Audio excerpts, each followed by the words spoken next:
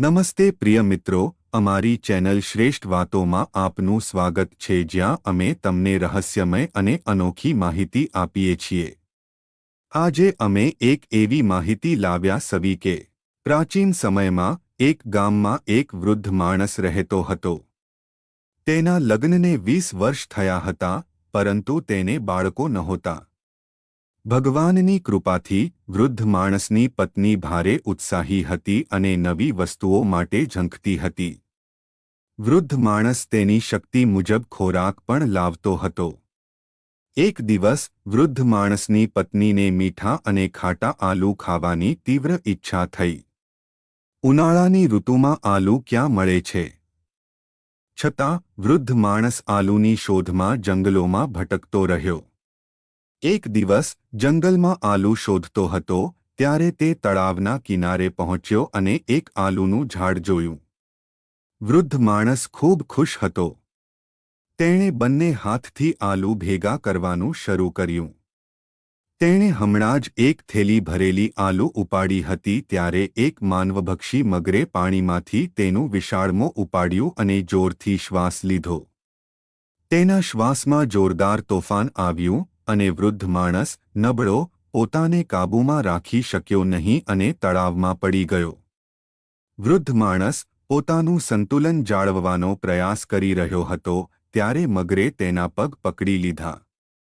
વૃદ્ધે તેને કહ્યું, ભાઈ, ખાટા અને મીઠા ફળોની શોધમાં મારા પગ થાકી ગયા છે અને પછી જ્યારે તેના રસ ઝરતા ફળોની જો હું તને શોધી કાઢું તો તું મારા માર્ગમાં અવરોધ બનીશ.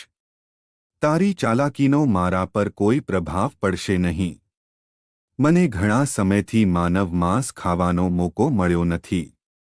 તારા હાડકાં ચાવવાનો મને આનંદ થશે. આજે હું તને ખાઈશ, મગરે લાડથી કહ્યું. તું મને કેમ ખાશે? કારણ કે તું મારી પરવાનગી વિના મારા ફળો લઈ ગયો હતો. ભાઈ, હું ખૂબ જ લાચારીથી આ ફળો અહીં લઈ જઈ રહ્યો છું. મારી પત્નીની હાલત એવી છે કે હું વધુ રાહ જોઈ શકતા નથી. વૃદ્ધ માણસના શબ્દો સાંભળીને મગર સમજી ગયો. ઓહ, જો એવું હોય તો હું તને નહીં ખાઈશ. તું તારી રીતે જઈ શકે છે, પણ મારી એક શરત છે. વૃદ્ધ માણસે પૂછ્યું. જો તે છોકરો છે તો તે તારો છે. જો છોકરી હોય તો હું ઠીક છું, તેણે કહ્યું. બેરીની થેલી પકડીને ચાલ્યો ગયો. તે વિચારતો હતો કે તેને બીજો મગર ક્યાં મળશે. જો તેને છોકરો હોત તો કોઈ મુશ્કેલી ન હોત. વૃદ્ધ માણસે ક્યારેય તેની પત્નીના આતિથ્યમાં કંજૂસી કરી નહીં. તેઓ આખો દિવસ ઉડતા રહ્યા અને એક દિવસ વૃદ્ધ માણસને એક સુંદર અને સ્વસ્થ છોકરીનો જન્મ થયો. બાળકને જોઈને તેને મગરના શબ્દો યાદ આવ્યા અને તે ધ્રુજી ગયો. છોકરીનો રંગ ગુલાબી થઈ ગયો. તેની આંખો ફૂલ જેવી, હીરા જેવી હતી. તે પરી જેવી સુંદર અને નિર્દોષ હતી. આવી ઈચ્છાઓ અને ઈચ્છાઓની છોકરી મગરના પેટમાં પડવાના વિચારથી વૃદ્ધ માણસ દુઃખથી ધ્રુજી ગયો. તેણે નક્કી કર્યું કે તે ફરી ક્યારે તળાવની નજીક નહીં જાય. વરસાદની ઋતુ આવી અને નદીમાં પૂર આવ્યું. પાણીથી તણાઈ ગયેલો મગર તળાવમાંથી બહાર નીકળી ખેતરમાં ગયો. હવે તેને સરળતાથી શિકાર મળી ગયો. એક દિવસ જ્યારે વૃદ્ધ માણસ ખેતરમાંથી શાકભાજી લાવી રહ્યો હતો ત્યારે રસ્તામાં એક મગરે તેને રોક્યો અને પૂછ્યું, વૃદ્ધ માણસ, તું મારાથી કેમ છુપાઈ રહ્યો છે? તું મારાથી છુપાઈને ક્યાં ભાગી જઈશ? સીધું કહો. તારી દીકરી હતી કે છોકરો? વૃદ્ધે ગભરાયેલા અવાજમાં કહ્યું. તો પછી તે મારી છે. તું અત્યાર સુધી મારો વિશ્વાસ કેમ રાખ્યો છે? શું તું વિશ્વાસનો દગો કરવા માંગે છે? હું તને આટલી નાની છોકરી કેવી રીતે આપી શકું? વૃદ્ધે કહ્યું. તું 14 વર્ષ પહેલા મને વચન આપ્યું હતું. શું તે હજુ પણ બાળક છે? તું તેને પિતાની નજરે જુએ છે. ભલે તે વૃદ્ધ થઈ જાય, પણ તે બાળક જ રહેશે. તું હવે મને મૂર્ખ બનાવી શકતો નથી. હું તને શાંતિથી જીવવા નહીં દઉં. હું તને છોકરી આપીશ. જો તું કાલે તેને મારી પાસે પાછી નહીં લાવે તો હું તને એક પછી એક ત્રણેયને મારી નાખીશ. મગરે કહ્યું, તે મારી દીકરી છે. હું તને મારું લોહી કેવી રીતે આપી શકું? લોકો શું કહેશે? વૃદ્ધે પૂછ્યું. મને ખબર નથી કે લોકો શું કહેશે. તું શું કહે છે? તું તારું વચન તોડવા માંગે છે. મગરે ગુસ્સાથી બૂમ પાડી. ના ના, અહીં મુદ્દો એ નથી. હું ઈચ્છું છું કે મારી દીકરીને આ વાતની ખબર ન પડે. વૃદ્ધ માણસ અટકી ગયો. તને શું જોઈએ છે? મગર બોલ્યો, મારી દીકરીને કમળના ફૂલો ખૂબ ગમે છે. તું તારી પીઠ પર કમળનું ફૂલ મૂકીને તળાવમાં પાણીની નીચે બેસે છે. જ્યારે છોકરી ખુશીથી તેને લેવા જાય છે ત્યારે તું તેને લઈ લે. મગરને આ યુક્તિ ગમી. બીજા દિવસે જ્યારે વૃદ્ધ માણસે તેની પત્નીને કહ્યું ત્યારે છોકરીની માતા પરેશાન થઈ ગઈ. તેણે બેરી ખાવાની ઈચ્છા માટે પોતાને શાપ આપ્યો. આજે તેની દીકરી મૃત્યુનો સામનો કરી રહી હતી. ભગવાને તેને મૃત્યુ કેમ ન આપ્યું? તેનું હૃદય રડતું હતું, પણ તે છોકરીને કહેતી રહી, દીકરી, તું તારી દાદીના ઘરે આટલો સમય થઈ ગયો છે. તે તને યાદ કરી રહી છે. તું આજે તારા પિતા સાથે તારી દાદીના ઘરે જઈશ. 2 દિવસ ત્યાં રહો અને પછી પાછા આવો. દીકરીને એ સાંભળીને ખુશી થઈ કે તે પોતાના મામાના ઘરે જઈ રહી છે. તેના માટે તેની માનું ઘર સ્વર્ગથી ઓછું નહોતું. તેને ત્યાં બધું જ ગમ્યું. ત્યાંનો ચંદ્ર સુંદર હતો, ત્યાંના ફૂલો સુંદર હતા અને ફળો રસદાર હતા. તેની મામાના ઘરે જવાના સમાચાર સાંભળીને તે ખુશીથી નવા કપડાં પહેરીને તૈયાર થઈ ગઈ.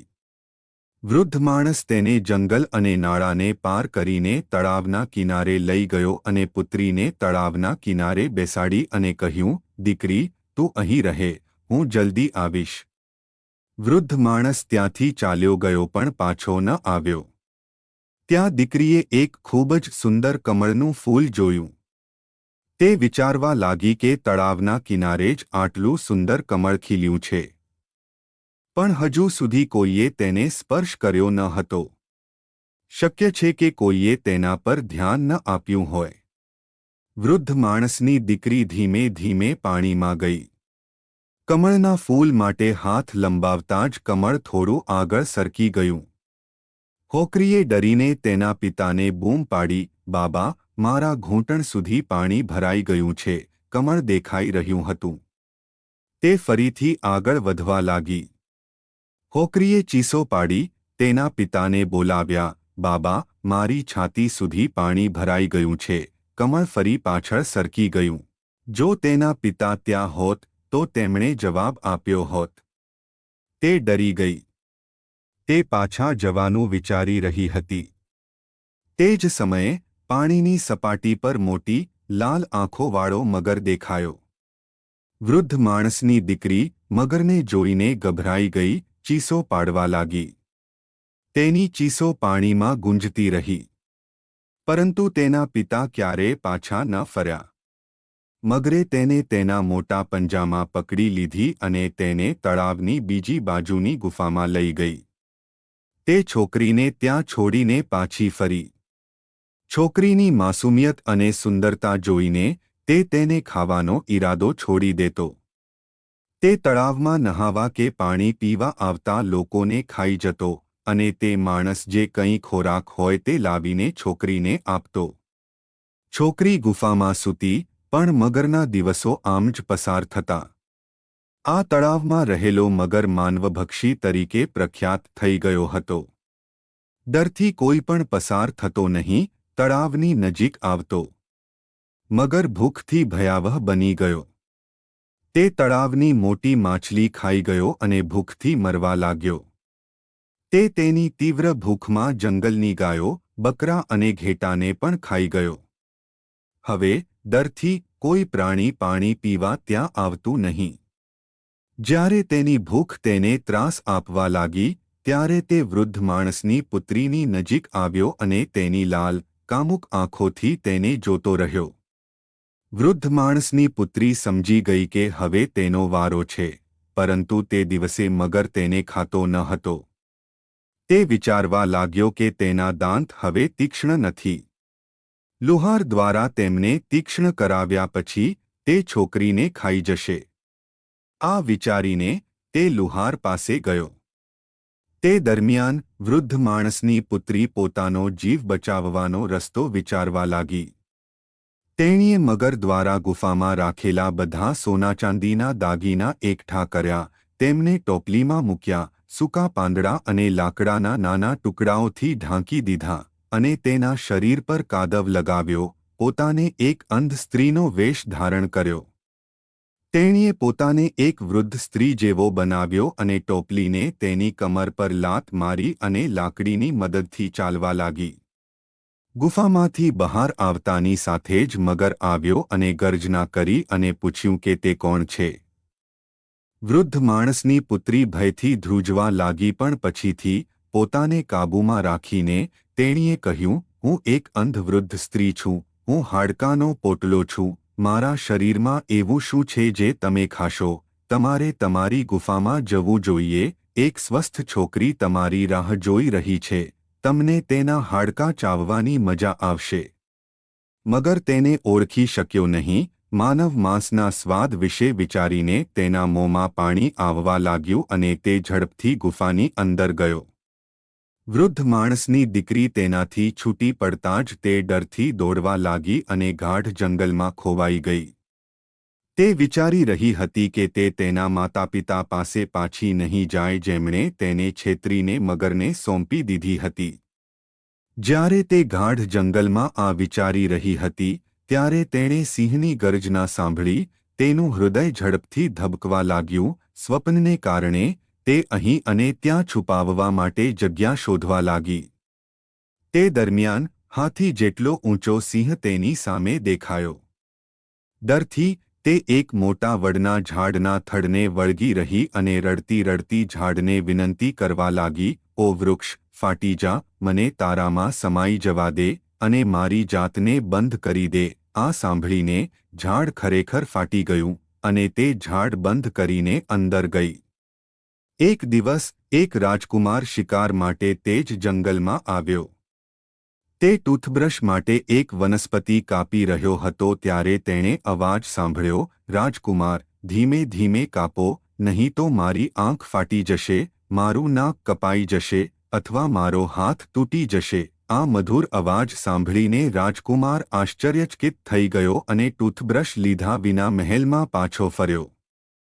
તેણે આખી રાત જાદુઈ વૃક્ષ વિશે વિચારવામાં વિતાવી. મહેલમાં રાજકુમારના લગ્નની તૈયારીઓ ચાલી રહી હતી. જ્યોતિષીઓ અને પૂજારીઓ રાજકુમારને સલાહ આપી રહ્યા હતા, પરંતુ રાજકુમારની એક જ ઈચ્છા હતી, તે વૃક્ષ સાથે લગ્ન કરે. જો તે વૃક્ષ સાથે લગ્ન ન કરે તો તે પોતાનો જીવ આપી દેશે. રાજકુમાર રાજાનો એકમાત્ર સંતાન હતો અને તેની નજરમાં લગ્ન તેના પુત્રના જીવન કરતાં ઓછા મહત્વપૂર્ણ હતા. તેથી રાજકુમારની ઈચ્છા પૂર્ણ થઈ અને તેણે તે વૃક્ષ સાથે લગ્ન કર્યા. વિધિ કરવામાં આવી. રાજકુમારે ઝાડને ઉખેડી નાખ્યું અને તેને તેના મહેલની નજીકના બગીચામાં વાવ્યું. વૃદ્ધ માણસની પુત્રી રાત્રે શેડમાંથી બહાર આવતી, મહેલમાં જતી, તેના બધા કામ પૂર્ણ કરતી અને સવારે ઝાડ પર પાછી આવતી. એક દિવસ રાજકુમાર ગુપ્ત રીતે વૃદ્ધ માણસની પુત્રીની આ બધી પ્રવૃત્તિઓ જોતો. બીજા દિવસે જ્યારે વૃદ્ધ માણસની પુત્રી ઝાડમાંથી બહાર આવી અને મહેલમાં ગઈ, ત્યારે રાજકુમારે ઝાડને આગ લગાવી અને તેનો નાશ કર્યો. વૃદ્ધ માણસની દીકરી દોડતી આવી અને બોલી, આ તમે અહીં શું કર્યું છે? રાજકુમારે કહ્યું, આ આટલો મોટો મહેલ છે, તમે તેમાં રહી શકો છો, આ સુંદર બગીચામાં ફરવા જઈ શકો છો. તમે આ ઝાડની અંદર અંધારામાં કોઈ કારણ વગર કેમ સડો છો? અને પછી હું તમને ખૂબ પ્રેમ કરું છું. મેં તમને મારી રાણી બનાવી છે. હું તમારા વિના રહી શકતી નથી. છોકરી ફક્ત પ્રેમની ભૂખી હતી. છોકરીને એવું લાગ્યું કે તેને દુનિયાની બધી ખુશી મળી ગઈ છે. તે દિવસ પછી બંને મહેલમાં ખુશીથી રહેવા લાગ્યા. પ્રિય મિત્રો, તમને આ વિડિયો કેવો લાગ્યો તે અમને કમેન્ટમાં જણાવો. જો તમે માતા લક્ષ્મીના સાચા ભક્ત છો, તમે માતા લક્ષ્મીનો પ્રેમ અને આશીર્વાદ મેળવવા માંગો છો અને માતા લક્ષ્મી તમારા ઘરમાં નિવાસ કરે તેવું ઈચ્છો છો અને તમે માતા લક્ષ્મીને પ્રસન્ન કરવા માંગો છો, તો વિડિયોને ઝડપથી લાઇક કરો અને તમારી પોતાની યુટ્યુબ ચેનલ શ્રેષ્ઠ વાતોને સબસ્ક્રાઇબ કરો અને કોમેન્ટ બોક્સમાં જય લક્ષ્મી માતા લખો. મિત્રો, આ બધી માહિતી જનહિતને ધ્યાનમાં રાખીને આપવામાં આવી રહી છે. તમારી શ્રદ્ધા અને માન્યતા પર જ્યોતિષ અને ધર્મના ઉપાયો અને સલાહ અજમાવો. વિડિયોનો હેતુ ફક્ત તમને વધુ સારી સલાહ આપવાનો છે. અમે આ સંદર્ભમાં કોઈ પણ પ્રકારનો દાવો કરતા નથી. મિત્રો, જો તમને વિડિયો ગમ્યો હોય તો લાઇક કરો અને કૃપા કરીને સબસ્ક્રાઇબ કરો. આભાર. જય શ્રી કૃષ્ણ.